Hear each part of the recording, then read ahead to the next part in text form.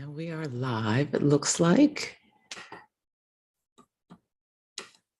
Let me go back here. Good morning. Oh, good. Let me record on my computer as a backup.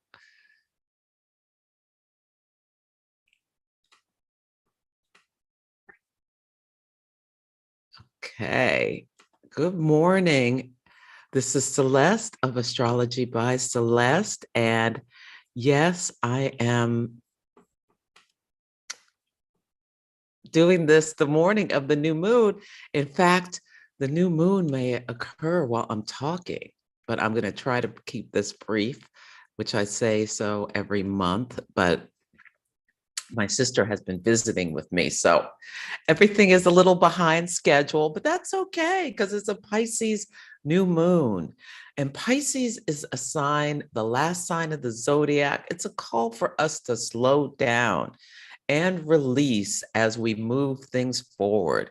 And I'm calling this manifest the dream. And this new moon is going to happen in just a little over a half an hour. Right now, we're in the last moments of the balsamic moon phase. There is a releasing as we prepare to start new intentions, start seeding within ourselves. Just a reminder of where to find me. My website is astrologybyceleste.com. You can subscribe for my moon phase guidance, goodies, and updates. You can download the Setting Intentions guide from my website that will help you with worksheets to work through this new moon in Pisces, as well as joining the wait list for Moon Mastery. I'm currently teaching it now. I expect to teach it again in the fall, so you can sign up for that, and you will be notified when it goes live. Book a reading. I do both natal chart readings as well as synastry readings, and I am a horary astrologer. So even if you don't know your birth time, but you're struggling with any kind of decision you need to make, especially a big decision about your career or a life decision about where to move, anything that you would like some guidance, you can reach out to me. I haven't put it on my website yet, but you can email me at celeste@astrologybyceleste.com for that. I also do coaching. I host events, and I have changed my time for Instagram Live. It's Sundays and Mondays at 10 a.m. Pacific time. Keeping things simple. Okay. So I just love this quote from Albus Dumbledore, the Harry Potter character. Happiness can be found even in the darkness of times if one only remembers to turn on the light.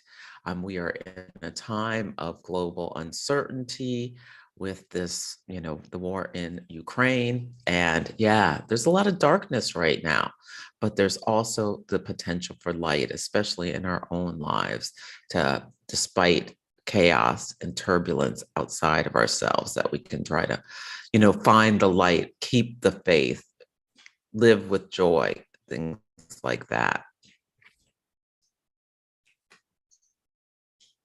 So I'm going to talk about the archetype of Pisces and then go into the new moon and the chart and what it means for you, and then some prompts to help you with this,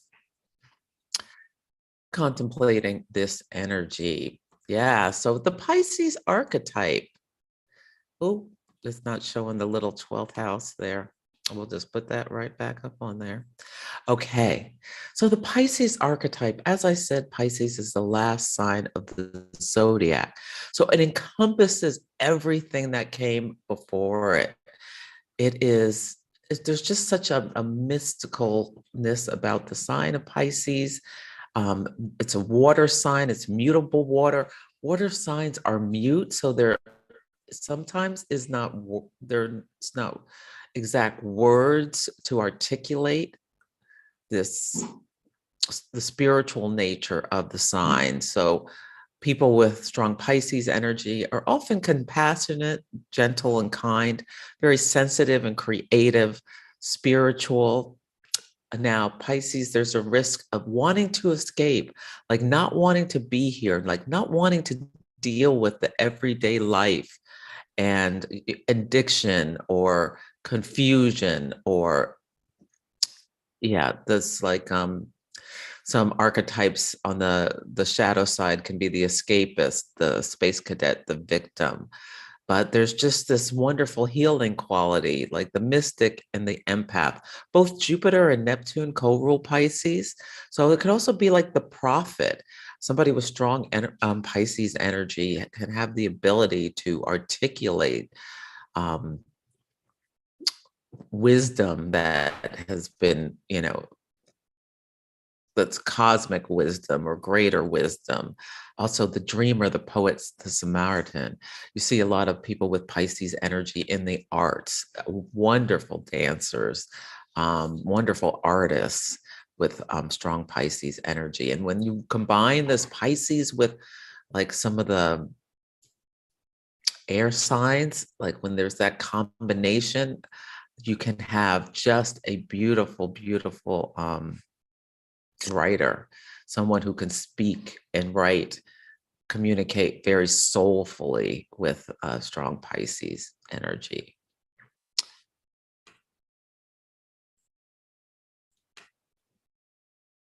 So the moon phase family. So in addition to the monthly moon cycles, which we can work through, where there's a new moon one week where we set intentions, our conscious mind, the sun, and our conscious mind, the moon, meet at the same degree in the zodiac, whisper secrets to each other. This month it's at 12 degrees of Pisces. And sorry, my dog is over here huffing and puffing, eating his bone. I'm in my dining room. I'm normally in my office, but my sister is here. So I'm a little out of sorts, more than it just being a Pisces moon. I'm like out of my element. Yes, I am. Yeah. And then next week we'll have a first quarter moon where we really start to pull. It's a crisis of action where we feel like we need to do something or make decisions and move things forward as the light waxes. And then we have the full moon where all is illuminated. It's going to be a full moon in Virgo, where all is illuminated. And yeah, and we like have a big, the perspective of where we started, where we are now. And then a week later, the crisis of consciousness, where we integrate the lessons learned, look back to what we started, see where we are now, what we're going to move forward, what we've given up. Yeah. And yeah, then a new cycle starts again in a week. But there are also these larger 27-month cycles when your chart is activated at approximately the same degree every 9 months. Dietrich Pessin, a brilliant astrologer, called it. She discovered this by, working with her clients, that every 9 months, this activation, so a larger story emerges. So the attentions you set intentionally or that are seated in your conscious mind now will start to bear fruit in 9 months at the first quarter moon, where the sun will be in Sagittarius, the moon will be in Pisces. 9 months after that, there'll be a full moon in Pisces. 9 months after that, there'll be a last quarter moon in Pisces, all near, all within this 5-degree range from 7 to 12 degrees of Pisces. So if you have placements, especially in the mutable signs of Gemini, Virgo, Sagittarius, or Pisces, right around these degrees, there could look to what house it is in your chart, and there could be a story starting. If you want to be intentional, set intentions and move them forward methodically. So this is the chart of the Pisces new moon. This new moon has so much beautiful, beautiful, beautiful energy. The new moon is conjunct Jupiter. Jupiter makes everything bigger. Jupiter is the planet of abundance. It's like it's a benefic. It's called the greater benefic in traditional astrology. It wants to bring us bounty that will help us grow.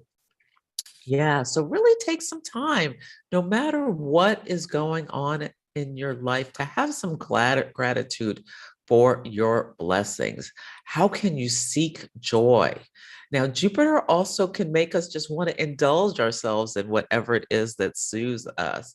Yeah, so if you have issues with any kind of, I have been eating myself silly, all this stuff has been well, I have my sister visiting, plus like I'm really feeling this build up to the Mars Pluto conjunction. That's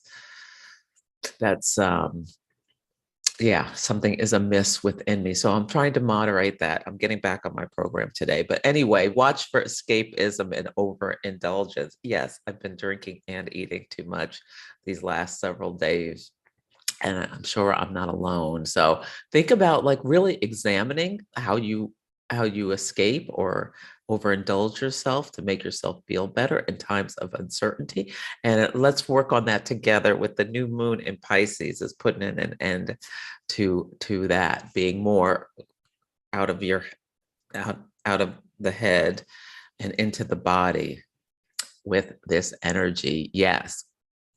And the new moon is sextile Uranus in Taurus. Yes. Oh, I should point these things out. Sorry. So this is the new moon in Pisces right next to Jupiter. And then there's a sextile with Uranus in Taurus. So sextiles are opportunities. They are gentle, more gentle energies where we can lean into them when the planets have sex with each other. It's good. Yes. So there can be with Uranus is the great awakener, this desire for freedom, this desire to break free of restrictions.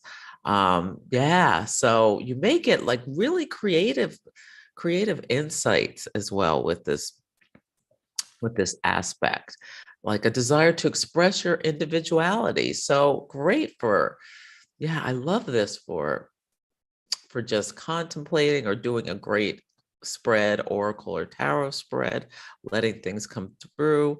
But yeah, there's a need to tame impulsiveness. That uranian energy can make people want to do things just without thinking them through. There's just this desire to just do something. And with Uranus and the sign of Taurus, both Taurus and Pisces like indulge and escape in some ways. So just really watch that. Now, helping us with all this beautiful Piscean energy that just wants us to float and dream and connect to the conscious universe, the bigger picture. There's this aspect I think can be helpful. It's a difficult aspect in some ways. Mercury conjunct Saturn in Aquarius. So modern astrologers see Mercury in Aquarius as the exaltation of the planet. Traditional astrology had Virgo as the exaltation and dignity of Mercury.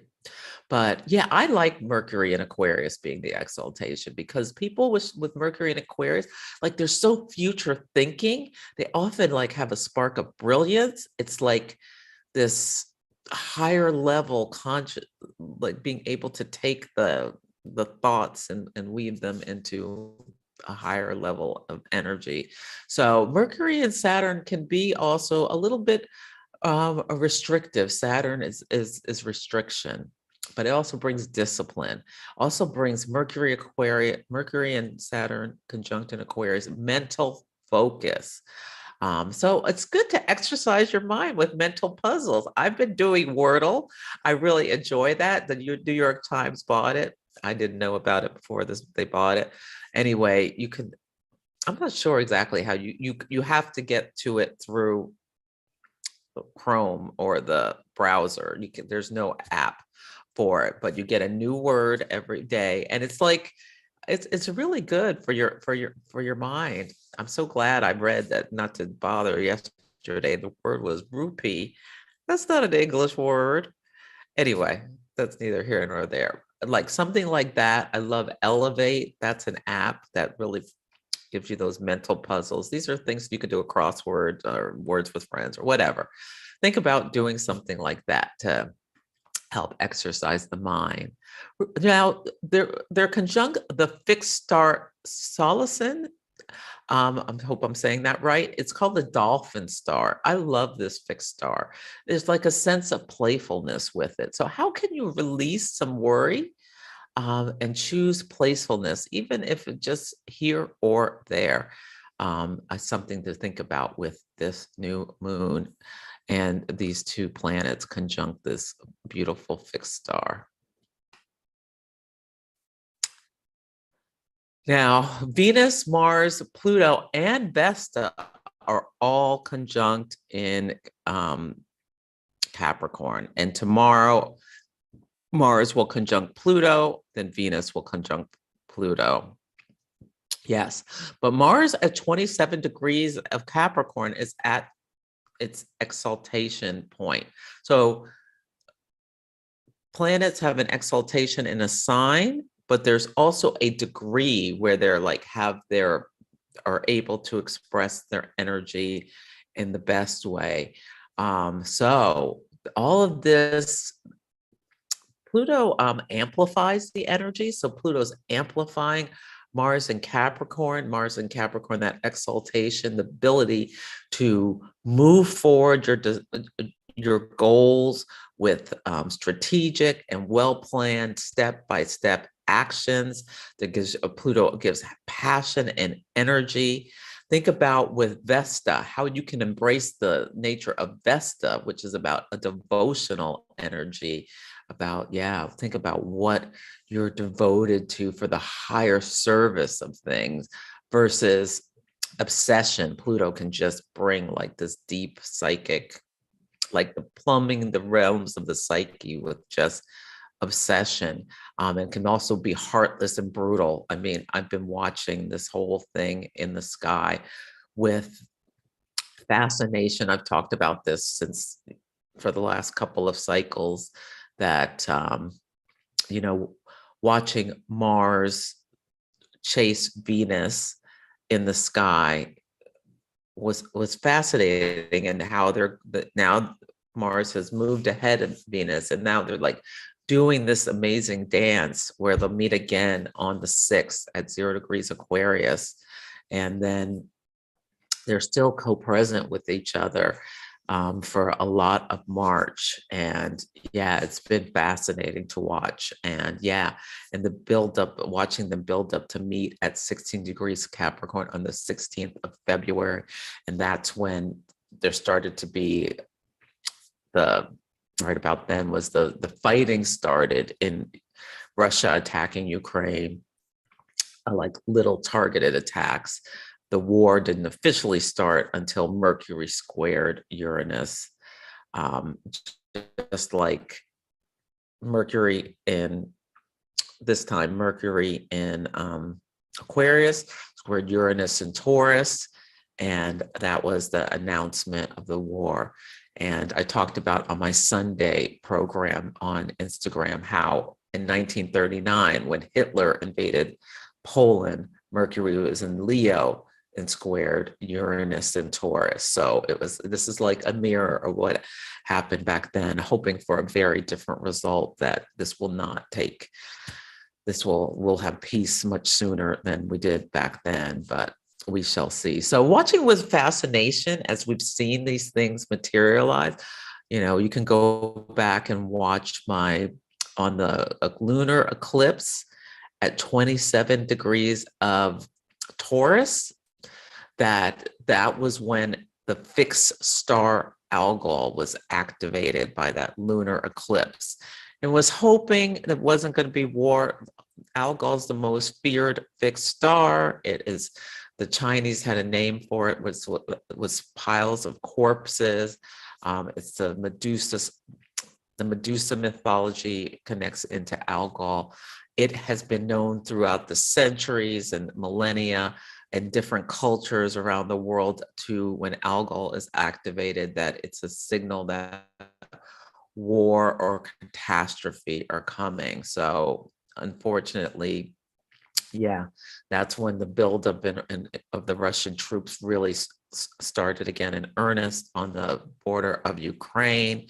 This new moon is activating that because 27 degrees of Capricorn is in a trine to 27 degrees of Taurus. Algol is actually at 26, but we see the North Node here at 25. So Algol is still being activated. The full moon, the last full moon in Leo, you know, was an activation with the squares, that fixed cross with the sun and the moon on the Aquarius, and Leo act square nodes. And yeah, right before, you know, all hell broke loose. Yeah, unfortunately. But yeah, this new moon is activating that with this pile up in Capricorn, trying the new moon and triggering Algol. And yeah, really, really horrific what's happening in Ukraine. We see the brutality, like just building and building, and it's going to be like a potential crescendo with this Mars-Pluto conjunction that's happening officially tomorrow, but it takes a while for the energy to decrease. And hopefully Venus will help moderate, but Venus is nowhere near as strong in Capricorn as Mars is. So all we can do is, yeah, we'll do what you can to send prayers to you can send funds or money or however you can help bring about peace in the world. Yeah, but for our own lives, yeah, the passion and the energy to advance your goals, to manifest the dream, and like think about what you're devoted to. Now, the North Node is parallel fixed star Arcturus, and that is the fixed star that's the hunter, excuse me, the farmer who begins to hunt. Energy of the pivot to change what you were doing in order to move forward in the way the world is now. So many people had to pivot throughout the pandemic because it just, you know, their jobs potentially went away, or you know, just weren't able to do their jobs or what have you.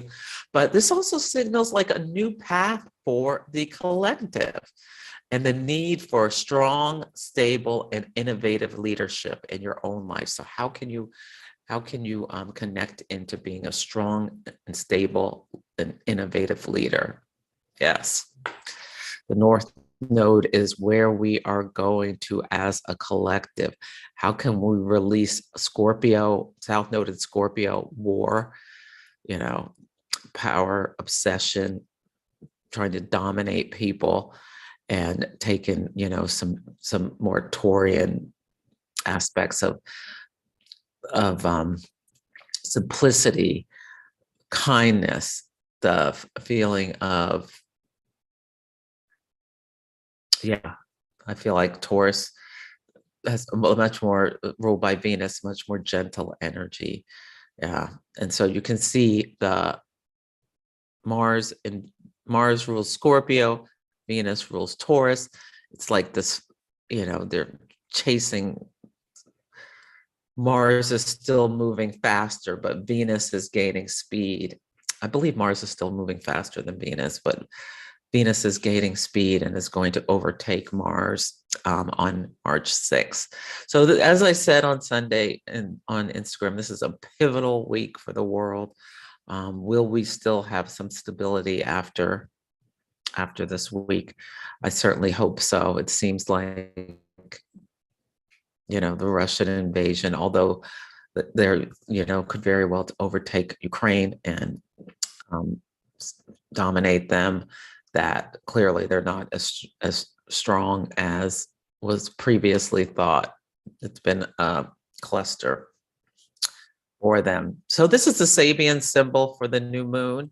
A sword used in many battles is now in a museum. And I think it so speaks to what's happening I'm certainly hoping that peace will be coming soon. I heard an astrologer saying that they thought there would be some kind of negotiation within the next 2 weeks. To hopefully they were right. Can't remember their name. Hopefully they were right. I don't know, but yeah, I'm hoping that over this lunation cycle, that arms can be laid down. There is Venus is going to be in a very difficult position. She will be what's called besieged after she passes Mars. She'll be between Mars and Saturn, a rock and a hard place. It makes it difficult to negotiate things. And it will be until Venus breaks past Saturn. She'll be besieged. I'll talk about that on my program on Instagram. Apologies. I didn't have time to prepare about that. But let's just get into these cards. I'm going to pull cards for each of the signs to help you think about something, give you food for thought for this new moon. So this is the Oracle of Mystical Moments by Katrine Whites Stein. I think this is such a beautiful deck and imagery. I was doing a live with one of my collaborators, and Tiffany at Wise Guys, and she was using this deck, but the tarot version, and I just absolutely loved it. So I went on, and then I got the Oracle version of it. Yeah. So let's see. And I'm new to this deck, so we'll see how it goes. I'm just going to try to use my intuition. This is the Pisces new moon, but I may have to read the book for some of them. We'll see. Okay, we're going to start with Aries. So Aries, this new moon is in your 12th house. So the 12th house is a place where we really want to think about our mental health, potential for self-undoing. Aries energy, so each sign is in rebellion to the sign that comes before and after it. And Pisces is right after Aries. So these energies are so different. Aries just wants to go, go, go, and Pisces just wants to float. So think about how you can slow down in your life, take better care of your mental health, get some more sleep, things like that. Oh, and for Aries, get the stranded card. Yeah, so if you've been feeling and I suggest your sun and rising, but you can do your moon too. I've pulled this card a couple of times for myself, where there's this feeling, there's a boat and it's in a tree and the person is on this limb and there's an anchor. If you're feeling some feelings, let me see what the book says about this. If you're feeling some feelings like you're in a stranded place, know that you have a new moon. The Aries new moon is next month. So that hopefully that feeling will be coming to a close. Yeah, this could also be about fear of failure, misdirection, and misjudgment. If you find yourself in a situation that you can't quite understand or feel like you've made mistakes because expectations have been too high, you can either beat yourself up or dust yourself off. Remember that failure is a necessary part of success. So just keep that in mind if things are not going the way you'd like them to. Okay, Taurus, this new moon is in your 11th house of hopes and dreams. So whenever there's a new moon in your 11th house, I highly recommend just put out the wishes, the new moon wishes, and ask for whatever you want. And as many things as you want, just put it out there. There could be another day to actually do the work to move things forward. But the 11th house is hopes and dreams and friends and groups and things like that. So think about intentions about that and what you're going to bring forward in that area.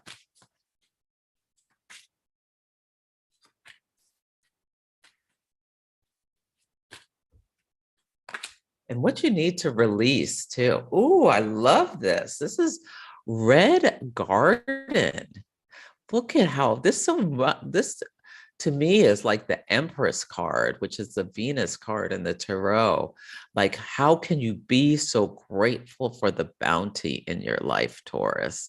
And yeah, and then ask and call in, ask, believe, receive for more. And yeah, this is really a call for Taurus about the gratitude list I mentioned. For Gemini, this is about your career, your social status, and your purpose. I also think whenever there's a Pisces moon, the Pisces is all, it's the last sign of the zodiac. There's also like an ending energy. So think about how you can end anything that's like self-defeating around your career.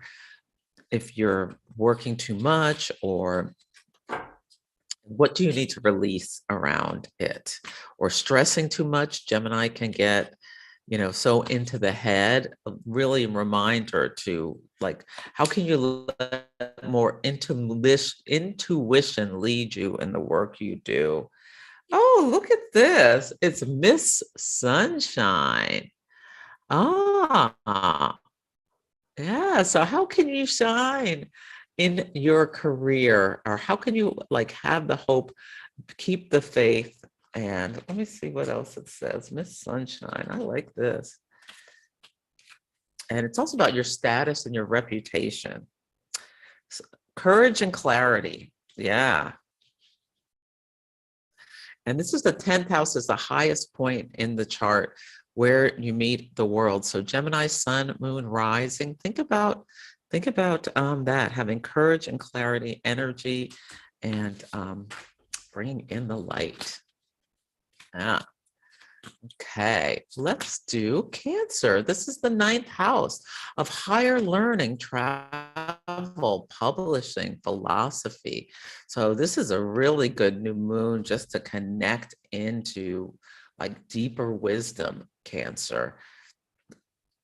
Yeah, and be the observer. Yeah, I love that. Being the observer of, as you observe, you take in information and you learn as you connect. Yeah, so I love that for Cancer. Leo. Oop, I better get stepping. Okay. This is the 8th house of deep psychological processes. Oh, how apropos, secrets.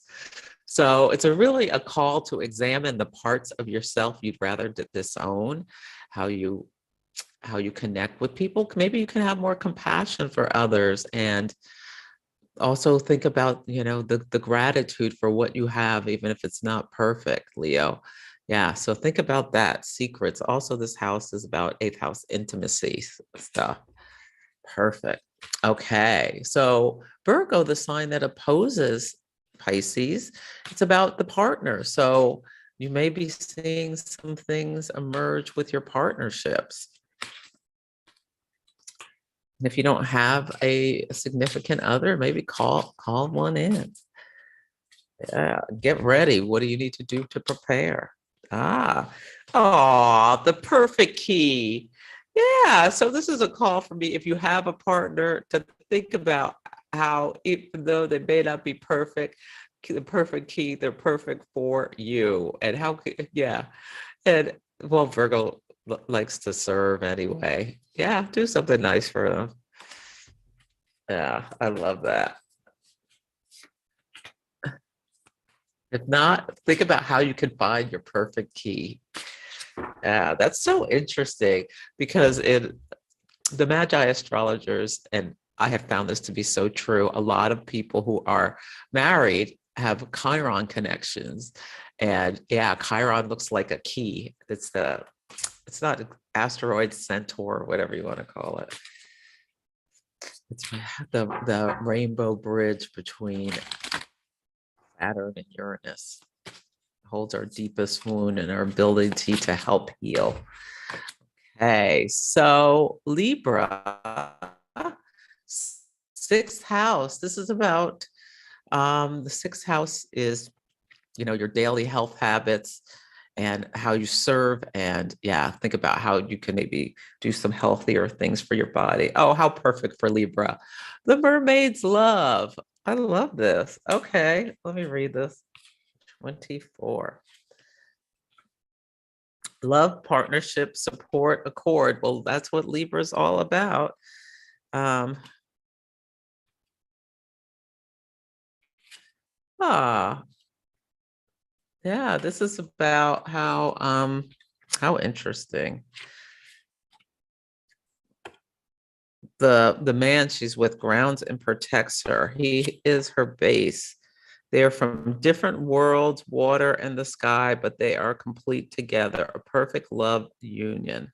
Their differences make them stronger and balanced and support each other in their own way, but always a place of respect. So think about that, Libra. Yeah.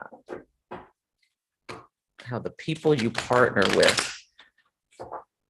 should be also giving something back. Libra can be very people pleasing. Yeah. Yeah. And how can you have healthier boundaries? That's a big Pisces theme, like boundaries or the lack thereof. Yeah. Ooh, I love this for the fifth house. And this is Scorpio. This is bloom. Yeah. So fifth house, sex, children, creativity. Yeah. What do you want to grow? And for Scorpio, the South Node's going through your sign. So what are you releasing in order to grow new things? Think about that. Think about what you do that brings joy to yourself. And I want you to think with Pisces, like doing things that are related to meditation or yoga or like just connecting in with something more spiritual. Yes, I love that.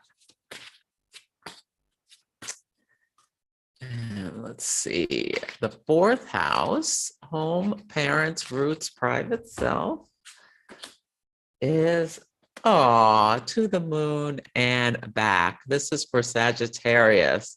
Yeah. Yeah. Think about how family supports you, to the moon and back. And yeah, how you can connect in with that energy, with the Piscean realm. Let's see if I want to say anything else. Desires, wishes, longings. Yeah. This card speaks about desires and what we crave. So maybe Sagittarius, think about that Venus, Pluto, and Mars and Vesta conjunction, about like connecting into the desire. What are you devoted to moving forward? What are you going to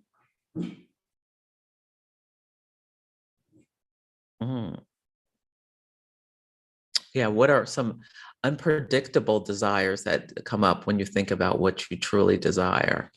Yeah, interesting. Yeah, so for Sagittarius, this is just a call to like do some inner wisdom examination, which Sagittarius loves to do. Yeah. Examine the wisdom, examine the nature of your desires. Yeah. Okay. Capricorn. Wow. The white rose of hope. Yeah, I really feel this. This is third house. So third house can be about like siblings, your local environment, your community, but it's also about mental processes. So how can Capricorn, how can you hold on to hope despite whatever present circumstances you find yourself in?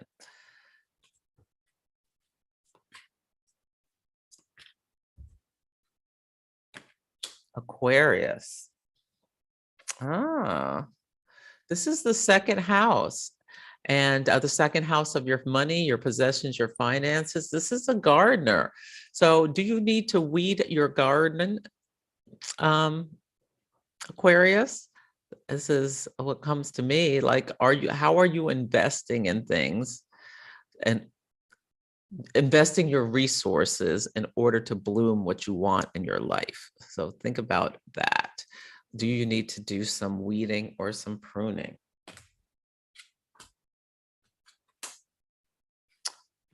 Okay, and last but not least, Pisces. This is your month. This is your sign.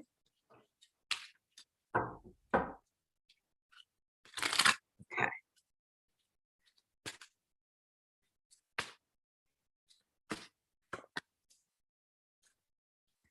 Ah, liberty. I love this. Look at this.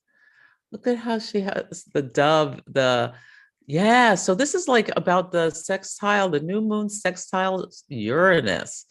How are you going to release yourself? It's all about the self, your vitality, your appearance, your soul. How are you going to release yourself from any self-imposed prisons, Pisces? I think this is really a call for you to consider that. I love that. Oh, I really love these cards. They're so beautiful. Okay, so that was the sign. So a ritual. I really recommend a ritual every month, taking some time, even if it's just 10 minutes for a new moon ritual to make some space for your wisdom to emerge. And so sandalwood is a scent that may be nice for this Pisces season. So you can have a candle bringing in the elements, fire, earth, air, and water. How about a candle or incense with a nice sandalwood scent or something like it? For a crystal, citrine or blue agate are great crystals for this energy, because citrine, I think, will bring some clarity. And flowers, I have my roses right here on my table. And yeah, I think I'm going to do maybe we'll see, maybe I'll journal. But quiet time, I have a mantra to bring in the air. And for the water, yeah, some tarot oracle cards, or just do some kind of meditation. Take a bath is perfect for Pisces. Yeah. So here are some journaling prompts, or you can use them for oracle cards. Just think about them. So examining your relationship with escapism. What changes can help you stay grounded and emotionally connected? This is something I'm going to be working on. Yes. And set an intention to connect with your intuition daily. I've had an intention to meditate daily. I've been doing pretty good. Could be better, but I'm going to kick it into high gear for this Pisces season. Make sure to count your blessings, and you can have like even a physical gratitude jar where you write something you're grateful for down and put it in the jar every day. Yeah. And create a mantra if you're feeling anxiety. Like with Pisces, we can get like so awash in emotions because it's a water sign, or feel like so much overwhelm, psychic overwhelm, that anxiety can run rampant. So think about how you can create a mantra to help you release an anxiety and embrace trust. How can you connect with trust? Faith.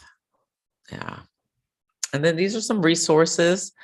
As I mentioned, my Setting with the Moon guide, and then you can just take a picture of these different books. Over on my website, I have a link to books I recommend, and you can also get it from down here, down in the, oh, I guess my assistant will be putting the timestamps and all of that stuff. So there will eventually be a link to the goodies that I have and the books I recommend. I'm all over the place with this Pisces energy, being discombobulated out of my element in the living room rather than my office.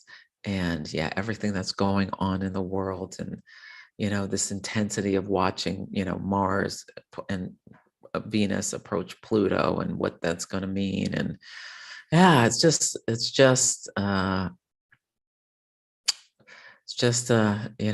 we were all incarnated at this time for a reason. We have to keep the faith. It's good to see the entire world is coming together to ostracize and freeze out Russia. Hopefully they will run out of resources and have to retreat, or there'll be some kind of peace sooner rather than later. But we're going to be seeing the horrors of we are seeing the horrors of war, and it's going to continue at least for a little bit. But keep hope alive, trust, and just pray for the people of Ukraine, pray for all of the world, because let's hope we're not seeing the world devolve into World War III. Okay. Well, take care of yourself, manifest your dream, and I will see you soon. I hope this was of help.